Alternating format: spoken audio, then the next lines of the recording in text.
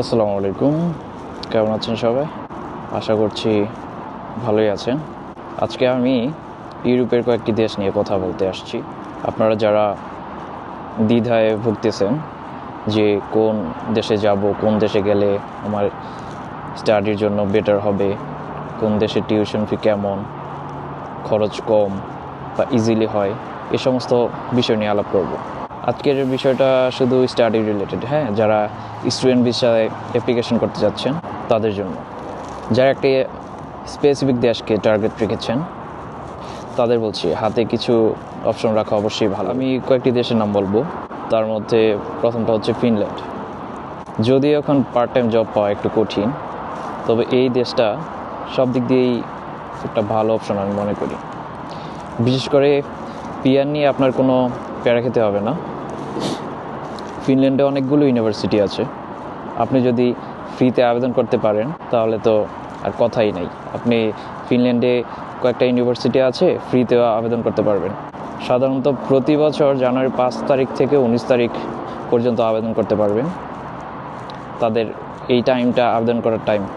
কিছু ইউনিভার্সিটি আছে, আমি আপনাদেরকে ডিসপ্লেতে দিয়ে দিব, এগুলোতে আবেদন প্রক্রিয়া একটু আগেই শুরু হয়ে যায়। এখানে দেখার বিষয় হলো ফিনল্যান্ডের টিউশন ফি অনেক, কিন্তু আপনার যদি রেজাল্ট ভালো থাকে, ইন্টারভিউও যদি ভালো হয়, তাহলে 50 থেকে 100% পর্যন্ত আপনি স্কলারশিপ পাবেন।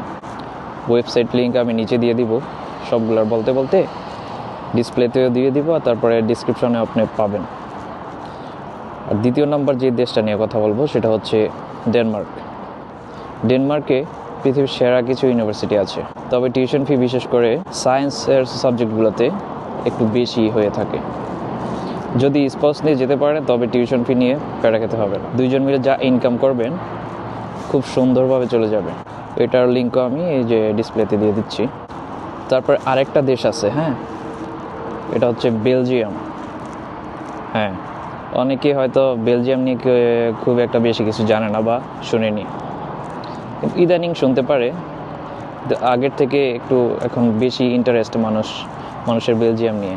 আর এই বেলজিয়াম কিন্তু ইউরোপীয় দেশগুলোর মধ্যে খুবই ভালো একটা অপশন। হ্যাঁ, ভার্সিটি ভেদে টিউশন ফি 500 থেকে 900 মধ্যে হবে। ডকুমেন্টস সব যদি ঠিকঠাক থাকে তাহলে ভিসা নিয়ে কোনো প্যারা খেতে হবে না।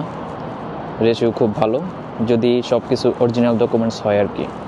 আর এই ইউনিভার্সিটিগুলিতে অ্যাপ্লাই করতে পারেন।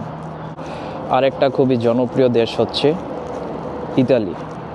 হ্যাঁ, একসময় ইতালি বেশ জনপ্রিয় ছিল, কিন্তু বর্তমানে ইতালির ভিসা রেশিও একটু কমে যাওয়াতে এখন মানুষ আর তেমন একটা ইন্টারেস্ট দেখায় না স্টুডেন্ট ভিসায়। তারপরও বাংলাদেশি ব্যাচেলর মাস্টার্স লেভেলে লেখাপড়া করার জন্য অনেকেই যাওয়ার জন্য চেষ্টা করে থাকেন, কিন্তু গত কয়েক বছর যাবৎ ভিসা রেশিও খুব খারাপ ছিল, এই জন্য এখন তেমন একটা ইন্টারেস্ট নাই। কিন্তু এবছর দেখলাম ভালোই ভিসা হচ্ছে। ইতালির অনেক ইউনিভার্সিটি আছে টিউশন ফি কম, আবার কিছু কিছু ইউনিভার্সিটি আছে হয়তো টিউশন ফি নাই। খুব কম খরচে ভালো সাবজেক্ট নিয়ে আপনি ইতালিতে পড়াশোনা করতে পারবেন, আর রেজাল্ট ভালো থাকলে স্কলারশিপও পাবেন। ইতালির ভার্সিটিগুলো ভালো স্কলারশিপ দিয়ে থাকে। আরেকটা আন্ডাররেটেড বা আন্ডারডগ বলতে পারি, সেটা হচ্ছে চেক রিপাবলিক। এই দেশটা জার্মানির পাশেই অবস্থিত, প্রায় ম্যাক্সিমাম জার্মানির রুলই ফলো করে এই চেক রিপাবলিক। আপনি যদি আইটি অথবা কম্পিউটার সায়েন্স রিলেটেড কোনো সাবজেক্ট পড়ার ইচ্ছা থাকে তাহলে চেক রিপাবলিক দেখতে পারেন। খুব কম খরচে মাস্টার্স শেষ করতে পারবেন এখান থেকে, এবং পড়া শেষে জব নিয়ে প্যারা খাওয়া লাগবে না। এই কয়েকটি ইউনিভার্সিটি আপনি দেখতে পারেন। আরেকটা তো আছে আমাদের সবার প্রিয় জার্মানি। এবার নরওয়েতে 250+ স্টুডেন্ট যাচ্ছে। জার্মানি এম্বাসি ইন্টারভিউ করার জন্য যদি 1 বছর অপেক্ষা করতে না হতো তাহলে এই 250 জনের মধ্যে হয়তো 100+ই জার্মানি দৌড় দিত। আর আপনি যদি 2 বছর অপেক্ষা করতে পারেন তাহলে জার্মানি আপনার জন্য বেস্ট অপশন। আরেকটা যে দেশ নিয়ে কথা বলবো সেটা হচ্ছে নেদারল্যান্ডস। টাকা পয়সা থাকলে নেদারল্যান্ডস দেখতে পারেন। দেশ, পড়ালেখার মান সব কিছুই ভালো, কিন্তু টিউশন ফি একটু বেশি আর কি। আমার কাছে অনেক মনে হয়েছে এটা টিউশন ফি। আর একটা হচ্ছে আইসল্যান্ড। এই দেশে খুব অল্প কয়েকজন বাংলাদেশি আছে এখন মাস্টার্স করতেছে এই আইসল্যান্ড থেকে। একাডেমিক রেজাল্ট ভালো হলে ও আইএলসে যদি আপনি 6.5 থাকে তাহলে ইউনিভার্সিটি অফ আইসল্যান্ড দেখতে পারেন। এটাতে টিউশন ফি একটু কম আছে না, খুব সম্ভবত ইউনিভার্সিটি অফ আইসল্যান্ডে টিউশন ফি নেই, কিন্তু রেজাল্ট ভালো হইতে হবে আর আইএলসে অ্যাটলিস্ট 6.5 থাকতে হবে। আরেকটা আছে ফ্রান্স।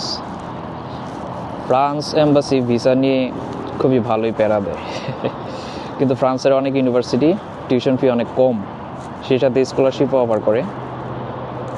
যদি স্কলারশিপ পেয়ে যান তাহলে ভিসা নিয়ে খুব একটা ঝামেলা হবে না। এই ইউনিভার্সিটিগুলো দেখতে পারেন। আরেকটা আছে খুবই ভালো একটা দেশ, সুইডেন। খুবই সুন্দর এবং পরিপাটি একটি দেশ। সুইডেনের কিছু ভার্সিটি ওয়ার্ল্ডের বেস্ট। হ্যাঁ, একাডেমিক রেজাল্ট আইএলস স্কোর যদি ভালো হয় তাহলে চেষ্টা করে দেখতে পারেন।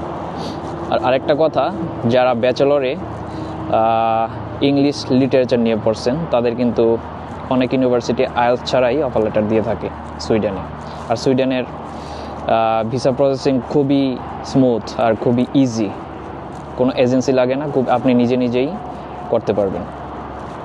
সাবজেক্ট রিলেটেড 2 বছর জব এক্সপিরিয়েন্স থাকলে এসআই স্কলারশিপের জন্য ট্রাই করতে পারেন, হয়তো পেয়েও যেতে পারেন। এছাড়াও ইউনিভার্সিটি ও ডিপার্টমেন্টের বেশ কিছু স্কলারশিপ আছে। ভার্সিটির এই ওয়েবসাইটটাতে গেলে আপনি বুঝতে পারবেন। আরেকটা দেশ আছে, ওইটা হচ্ছে পোল্যান্ড। পোল্যান্ডে কিন্তু অনেক বাংলাদেশি আছে, বিশেষ করে অনেক ওয়ার্কার আছে। আগে অনেক বাংলাদেশি ব্যাচেলার্স মাস্টার্স লেভেলে পোল্যান্ড যেত, কারণ পোল্যান্ডের ভার্সিটিগুলো টিউশন ফি অনেক কম, সেই সাথে জীবনযাপনের ব্যয়ও কম। পোল্যান্ডের জন্য এই ইউনিভার্সিটিগুলো দেখতে পারেন। তো আজকে এই পর্যন্তই। আশা করছি আপনাদের এই ভিডিওটা কাজে লাগবে, আপনারা উপকৃত হবেন।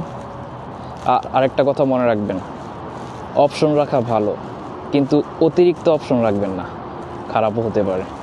ধন্যবাদ।